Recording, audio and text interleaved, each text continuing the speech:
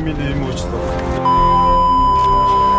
Число, месяц, год рождения. 12.05.88. Уроженец. Дурачок. За что задержан? Нарушенец. Разыскивались, точнее, да? Да. С какого времени? С 16 лет. 16 года. Вы являетесь покойного авторитета Спека Ахмакмаева, племянник?